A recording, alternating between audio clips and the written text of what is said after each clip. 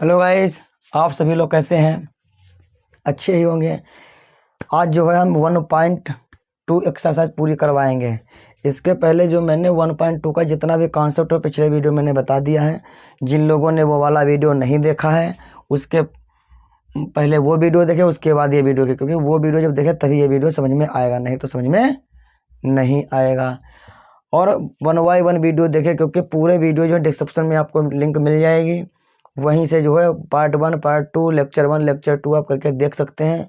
तो जो है आगे अच्छे समझ में आता रहेगा, क्योंकि जब तक पिछला वीडियो नहीं देखोगे तब तक दूसरा वीडियो समझ में नहीं आएगा। चलिए अभी इसी बात के साथ मैं क्वेश्चन शुरुआत कर रहा हूँ। सीधे क्वेश्चन करेंगे। कॉन्सेप्ट मैं पहले ही बता चुका हूँ पिछले वीडियो में कौन सा क्या है। बोल रहा है रिक्त समुच्चय ज्ञात कीजिए। मैंने बताया पहले बताया ऐसा अवयव जिसके अंदर कोई अवयव स्थित ना हो, वो रिक्त समुच्चय होता है। अब देखिए पहला क्वेश्चन दिया है रिक्त 2 से भाज्य विषम प्राकृतिक संख्याओं का समुच्चय है। 2 से भाज्य विषम प्राकृतिक संख्याओं का समुच्चय का मतलब ये है कि ऐसी संख्या जो 2 से भाज्य हो लेकिन विषम हो। क्या ऐसी कोई संख्या हो सकती है? कोई भी संख्या ऐसी नहीं है जो कि 2 से भाज्य हो लेकिन विषम हो, तो ये क्या हो जाएगा? रिक्त समुच्चय हो जाएगा, या इसे हम फाई से डिनोट करते हैं। ठीक है। अब देखिए दूसरा क्वेश्चन, सम अभाज्य संख्याओं का समुच्चय। ये बहुत इंपॉर्टेंट क्वेश्चन है। ये इसलिए इंपॉर्टेंट क्वेश्चन है, पहले आप वीडियो को रोकिए, अपने माइंड में बताइए रिक्त है कि नहीं है। अगर है तो क्यों है, अगर नहीं है तो क्यों है, ये चीज़ लिख के कमेंट में बताइए, फिर आगे वीडियो देखिए। चलिए देखते हैं। सम अभाज्य संख्याओं का समुच्चय मतलब सम भी होना चाहिए, अभाज्य भी होना चाहिए। हमें पता है ऐसी संख्या जो 2 से भाज्य हो वो हो गई सम, और ऐसी संख्या जो 2 अपने अलावा किसी से कटे ना, तो केवल एक ऐसी संख्या है 2 जो सम भी है और अभाज्य भी है। ये चीज़ विशेष ध्यान रखने की जरूरत है। तो ये क्या होगा? रिक्त नहीं है, ये रिक्त नहीं है। अब चलिए देखते हैं दूसरा क्वेश्चन।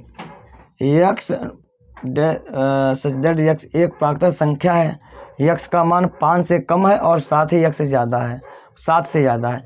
क्या ऐसा कभी हो सकता है कि किसी संख्या का मान 4 से छोटी हो, 5 से छोटी हो लेकिन 7 से बड़ी हो? ऐसा हो सकता है? ऐसा कभी नहीं हो सकता है। इसलिए जो है ये रिक्त समुच्चय हो जाएगा, या इसे हम फाई से डिनोट करते हैं। ये चीज़ ध्यान रखने की ज़रूरत है, क्योंकि ऐसे वहाँ पे क्वेश्चन दे देता है, लोग बैठ कर नहीं पाते हैं।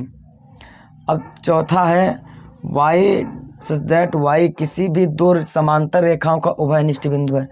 उभयनिष्ठ बिंदु वो बिंदु होता है जहाँ पर दोनों रेखाएं मिलती हैं। जैसे ये बिंदु है, एक ये रेखा हो गई, एक ये रेखा हो गई, लेकिन ये समांतर रेखाएं नहीं हैं। ठीक है। समांतर रेखाएं कौन कौन सी होती हैं? ये हो गई समांतर रेखाएं। ये क्या हो गई? समांतर रेखाएं हो गई। क्या आप इनको कितना खींच दीजिए, इनको कितनी भी बड़ी रेखाएं हो जाए, लेकिन कभी भी ये एक दूसरे को काटेंगी नहीं, इसलिए इनका कोई भी उभयनिष्ठ बिंदु नहीं होगा। लिख लीजिए नोट करके कि समांतर रेखाओं का उभयनिष्ठ बिंदु अनंत होता है, मतलब कोई उभयनिष्ठ बिंदु होता ही नहीं है, कहीं भी नहीं। समांतर रेखाएं अनंत होती हैं और इनका कोई भी उभयनिष्ठ बिंदु नहीं होता है समांतर रेखाओं का, इसलिए जो है ये भी जो है रिक्त हो जाएगा। चलिए देखते हैं नेक्स्ट क्वेश्चन, और अच्छे समझ में आ जाएगा। तो ये चीज़ समझ में आ चुकी है, और जिनको वीडियो समझ में आ रहा है वो लोग लाइक करते रहें, और अगर आप चैनल पर नए तो सब्सक्राइब कर लीजिए। जिससे क्या होगा, आगे के जितने भी वीडियो आपको सबसे पहले मिल जाएंगे।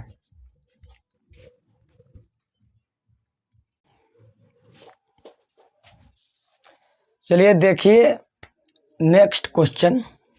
पहले मैंने क्या सीखा? रिक्त समुच्चय। अब क्या देखें कौन सा परिमित है और कौन सा अपरिमित समुच्चय है। तो इसकी डिफिनीशन मैंने पहले ही बता दी थी, पहले ही पिछले वीडियो में, जो कि लेक्चर नंबर 3 है, कि ऐसे समुच्चय जिनको गिना जा सके, जिनके अवयवों को गिना जा सके, वो परिमित हैं, और जिनको नहीं गिना सकता वो अपरिमित हैं। अब देखिए वर्ष के महीनों का समुच्चय। अच्छा बात बताओ, वर्ष के महीनों के समुच्चय को गिन सकते हैं आप? जनवरी, फरवरी, मार्च, अप्रैल, मई, जून, जुलाई, अगस्त, सितंबर, अक्टूबर और नवंबर और दिसंबर, मतलब 12 महीने होते हैं, ये चीज़ हम गिन सकते हैं। इसलिए जो है ये क्या है, परिमित समुच्चय है। ये कौन सा समुच्चय है, परिमित समुच्चय है। अब दूसरा क्वेश्चन देखिए, 1 2 3 ऐसे ही ये सारणी बनती जा रही है। और डॉट डॉट का मतलब ही यही है, आगे तो कुछ लिखा नहीं है अनंत तक, तो ये क्या गिन सकते हैं, नहीं गिन सकते हैं, तो क्या हो जाएगा, परिमित हो जाएगा। अब देखिए तीसरा क्वेश्चन, 1 2 3 4 और लिखा है 100। यह इस 100 का मतलब 1 2 3 4 से लेकर 100 तक का जितनी गिनती आती है वो यहाँ लिख सकते हैं। क्या एक बात बताओ, 1 से लेकर 100 तक के बीच में गिनती हम गिन सकते हैं, 100 गिनती होती हैं, तो यहाँ पे 100 गिन सकते हैं, इसलिए क्या हो जाएगा, परिमित हो जाएगा। इसकी एक लिमिट है, निश्चित है, परिमित हो जाएगा। और 100 से बड़े धन पूर्णांकों का समुच्चय 101 102, 100 से बड़ा बोला, 100 से बड़ा कोई भी हो सकता है। 100 से ऊपर जितने भी पूर्णांक आते हैं धन पूर्णांक, वो सभी पूर्णांक 100 से बड़े होंगे। तो ये तो अनंत हो सकते हैं, कोई गिनती तो है नहीं, इसलिए क्या हो जाएगा, ये भी जो है अपरिमित हो जाएगा। ये क्वेश्चन बहुत ही सरल क्वेश्चन होते हैं, 1 2 नंबर में आ जाते हैं आसानी से। ये सरल इसलिए हैं क्योंकि इनके डिफिनीशन आपको याद है, सीधे क्वेश्चन लग जाते हैं। नहीं तो वहाँ परिमित अपरिमित आपको पता ही नहीं है, तो वहाँ कैसे करोगे, कर ही नहीं पाओगे। तो इसलिए आपका आंसर पहले देखना है, उसके बाद एक्सरसाइज करनी है। 99 से छोटे, यहाँ पे लिखा है छोटे अभाज्य पूर्णांकों का संख्या समुच्चय।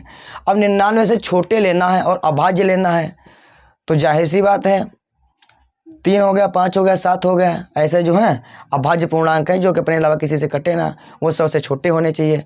तो ये तो निश्चित होंगे, जितने भी होंगे निकाल लेंगे वो तो निश्चित होंगे ना, क्योंकि इससे कम कितने भी ज़्यादा नहीं हो सकते हैं, क्योंकि 3 से लेकर 100 के कम लिमिटेड आएंगे।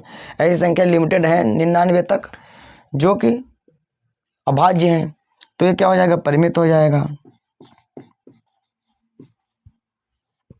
तो क्या हुआ, ये वाला है जो परिमित है, ये अपरिमित हो गया, ये परिमित हो गया, ये अपरिमित है, ये भी अपरिमित, 2 परिमित हो गए और 3 जो है अपरिमित है। ऐसे क्वेश्चन बहुत सरल क्वेश्चन होते हैं, इनको आप नोट कर लीजिए, उसके बाद जो हम दूसरे क्वेश्चन करवाते हैं। चलिए नेक्स्ट वीडियो में देखिएगा।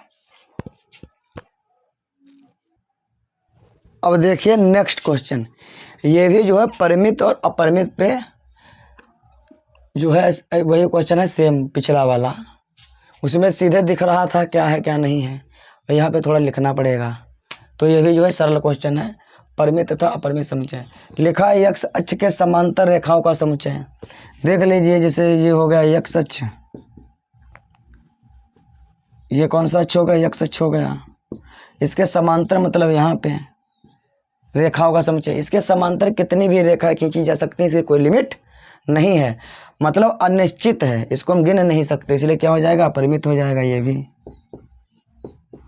सीधा सा मतलब है जिसकी संख्या अनंत होती है, मतलब अनिश्चित है, जो गिना नहीं जा सकता, उसलिए वे जो है वो अपरिमित हो जाएगा। ठीक है। अंग्रेजी वर्णमाला के अक्षरों का समुच्चय, सीधा सा मतलब है A B C D से लेकर Z तक। कितने अक्षर है, 26 अक्षर आते हैं। अंग्रेजी वर्णमाला कितने अक्षर है, 26 अक्षर है, मतलब हम गिन सकते हैं, तुमको पता ही है 26 अक्षर हैं, तो ये क्या हो जाएगा, परिमित हो जाएगा। इतने क्वेश्चन करवा देगा कि जिससे कि आपको एग्जाम में कोई समस्या नहीं होगी, केवल आप एक बार ही वीडियो देख ले, समझ में आ जाएगा। ठीक है। लेकिन हाँ, पहले कॉन्सेप्ट देखना, उसके बाद ही एक्सरसाइज करनी है। पहले जो मैंने वीडियो बनाया वो वाला देखिए, उसके बाद ये वाला देखिए, तो ज़्यादा समझ में आएगा। ठीक है। उन संख्याओं का समुच्चय जो 5 के गुणज हैं। 5 के गुणज का मतलब है जो कि जिसमें 5 का भाग चला जाएगा। पहला क्या होगा, 5 हो गया, दूसरा 10 हो गया, दूसरा 15 20, ऐसे ऐसे करके चले जाएंगे। लेकिन ये नहीं बताया कहाँ तक करना है। अगर बताता 100 तक करना है तो 100 तक हम लिखते हैं। ठीक है, 95 तक, 100 तक। लेकिन यहाँ ये नहीं बताया गया है कितना लिखना है, तो ये भी जो है अनंत है। 20 हो गया, 25, इस तरीके से 5 5 जोड़ के हम कितना भी लिख सकते हैं, अनंत तक लिखा जा सकता है। इसलिए जो है समुच्चय जो है 5 के गुणज हैं, और ये जो है अपरिमित हो जाएगा, क्योंकि हम इसे गिन नहीं सकते हैं, अनिश्चित है, इसलिए क्या हो जाएगा, अपरिमित हो जाएगा। अब देखिए ये क्वेश्चन इम्पॉर्टेंट है थोड़ा। पृथ्वी पर रहने वाले सभी जानवरों का समुच्चय। दिखने में तो ऐसा लग रहा है बहुत सारे जानवर होते हैं, लेकिन एक बात बताओ, पृथ्वी पर जितने भी जानवर हैं, हालांकि जानवरों की संख्या बहुत ज़्यादा है, लेकिन उसको गिन सकते हैं। वो अनंत नहीं है, वो अनिश्चित नहीं है। ये नहीं है कि उसको गिना नहीं जा सकता है, गिना जा सकता है कितने भी जानवर हों, ठीक है। हालांकि हम नहीं जानते, आप नहीं जानते हो, लेकिन जब ये खोज होगी तो उसको गिना जा सकता है। लिमिटेड है जानवर, उन अनिश्चित नहीं, अनंत नहीं है। अनंत का मतलब होता है इसको कोई ना गिन सके, गिन ही नहीं सकता, वो अनंत होता है। इसको हम गिन सकते हैं जानवर को, इसलिए क्या हो जाएगा, परिमित हो जाएगा। यही क्वेश्चन एग्जाम में आ जाता है, लोग बैठ जाते हैं वहाँ पे, ठीक है। हमें थोड़ा कॉमन सेंस रखिए अपने पास। मूल बिंदु 0,0 से होकर जाने वाले वृत्त का समुच्चय। मतलब यह है 0, जैसे ये हो गया, अच्छे हो गया, ठीक है। ये हो गया 0,0। यहाँ से कितने वृत्त जा सकते हैं, कोई लिमिट है? कोई लिमिट नहीं है, क्योंकि त्रिज्या तो दे नहीं रखी है। त्रिज्या दे रखी हो तो एक ही वृत्त होता है, 5, 10 जितनी त्रिज्या देता है उतने वृत्त होते हैं। लेकिन यहाँ पे कुछ नहीं देगा, सीधे बोल दे वृत्तों का समुच्चय, तो कितने भी वृत्त हो सकते हैं। आप इधर वृत्त, मतलब अनंत वृत्त हो सकते हैं, इनकी संख्या गिनी नहीं जा सकती है, इसलिए क्या हो जाएगा, ये भी अपरिमित हो जाएगा। परिमित और अपरिमित अच्छे से क्लियर हो गया होगा। जिन लोगों को वीडियो समझ में आ रहा हो वो लोग लाइक करते रहें और इस वीडियो को ज़्यादा से ज़्यादा लोगों के पास शेयर कर दीजिए। देखो क्या होता है, जैसे आप वीडियो शेयर करते हैं 10 लोगों के पास, ठीक है, मानता हूँ ये 10 लोगों काम का नहीं है, लेकिन इनके घर में कहीं ना कहीं कोई काम का होगा, तो वो भी जो है वीडियो को शेयर कर देते हैं। इससे क्या होगा, ज़्यादा से ज़्यादा लोगों के पास वीडियो पहुँचेगा और लोगों को फ़ायदा होगा। चलिए फिर देखते हैं नेक्स्ट वीडियो, नेक्स्ट क्वेश्चन देखते हैं। 2 क्वेश्चन और बचे हुए हैं, वो भी करा देते हैं और एक्सरसाइज समाप्त करते हैं।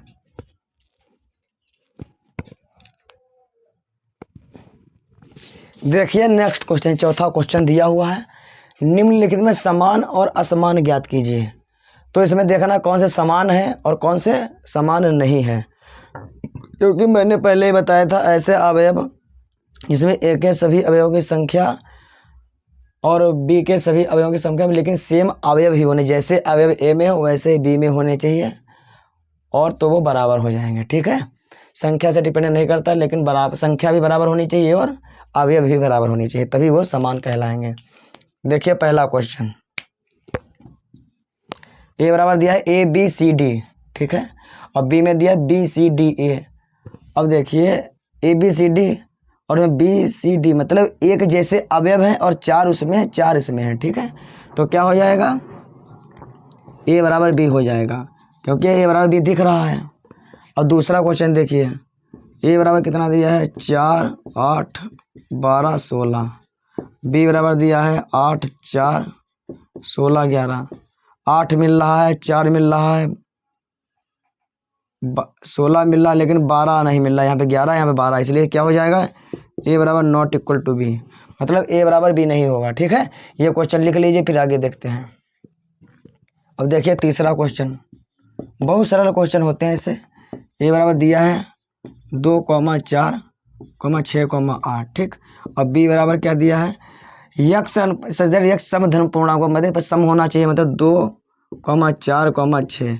और क्या बोल रखा है, 10 से कम हो या बराबर हो। 10 से कम होना चाहिए, बराबर नहीं, 10 से कम ही होना चाहिए, बराबर का निशान नहीं है। 10 से कम होगा तो क्या हो जाएगा, 8 हो जाएगा, बराबर है 10, 10 भी यहाँ लिखना पड़ता है, इसलिए क्या हो जाएगा, A बराबर B हो जाएगा। बात समझ में आई, वहाँ पे दे रखा है ना 10 से कम होना चाहिए, 9 तो विषम हो जाएगा, इसलिए हम 8 तक लेंगे। 2, 4, 6, 8, 2, A बराबर B हो जाएगा। अब देखिए चौथा पार्ट, बहुत सरल क्वेश्चन होते हैं इससे। A बराबर दिया यक्ष संख्या का गुणज है, गुणज 10 का गुणज का मतलब होता है 10, 20, 30, इस प्रकार से 10, 10 का गैप करके चलता रहेगा। ये क्या होगा, A बराबर, और B बराबर क्या दिया है, 10 तो मिल जा रहा, लेकिन 15 दे दिया, 20 में 20 दे दिया, 25 दे दिया, मतलब यहाँ 5, 5 का गैप दे रखा है, इसलिए जो है 15 जो है 10 से कटेगा नहीं, कटेगा, इसलिए सारणी अलग अलग हो जाएगी, इससे श्रेणी जो है अलग अलग हो जाएगी, इसलिए जो है A बराबर B नहीं होगा। अगर यहाँ पे जानते हो क्या दिया होता, 5 का गुणज होता, अगर क्वेश्चन में दिया होता 5 का गुणज है तो ये दोनों बराबर हो जाते, लेकिन हमें दे क्या रखा है 10 का गुणज है, इसलिए दोनों बराबर नहीं होंगे। बात समझ में आ गई। और अगर यहाँ पे दे रखा होता 10 20 30, इस तरीके से श्रेणी बढ़ती चली जाती है, अनंत तक ये भी है, अनंत तक ये भी है, लेकिन ये 5 का गुणज है अनंत तक, ये 10 का है, तो ए बराबर बी नहीं होगा, क्योंकि ए कंडीशन फॉलो नहीं हो रहे, अवयव की संख्या बराबर है लेकिन अवयव अलग अलग हैं। ठीक है, ए बराबर बी नहीं होगा ये वाला, चौथा वाला। ये चीज़ ध्यान रखने की बहुत ज़रूरत है। तो देखिए अगला क्वेश्चन, 5वां क्वेश्चन देखिए, ये तो समझ में आएगा क्योंकि सरल क्वेश्चन, क्योंकि मैंने कॉन्सेप्ट पहले ही करवा दिया है।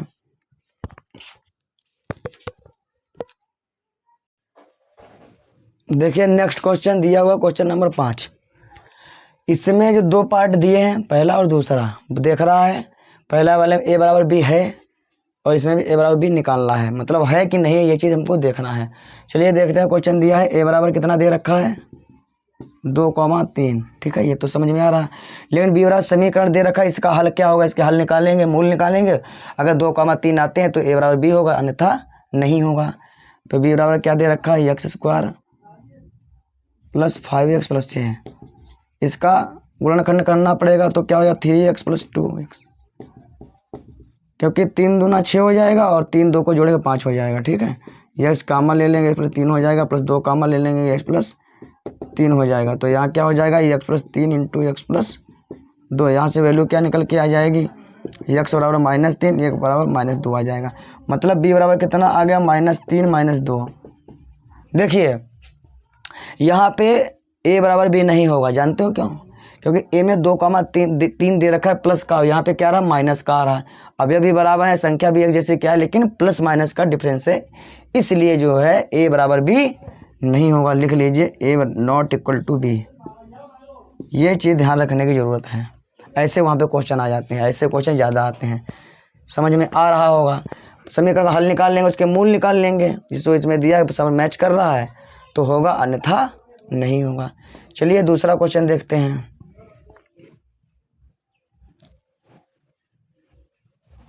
दूसरा क्वेश्चन दे रखा है, ये शब्द फॉलो का एक अक्षर है, इसका समुच्चय में पता है हमको, यफ लिख लेंगे, ओ लिख लेंगे, यल। ओ भी यल एक बार इसलिए लिखा जाएगा क्योंकि हमको पता है अब समुच्चय में जो अवयव दोबारा रिपीट नहीं होता है, इसलिए एक बार यल। ओ भी एक बार ही लिखेंगे, डब्लू भी लिख देंगे।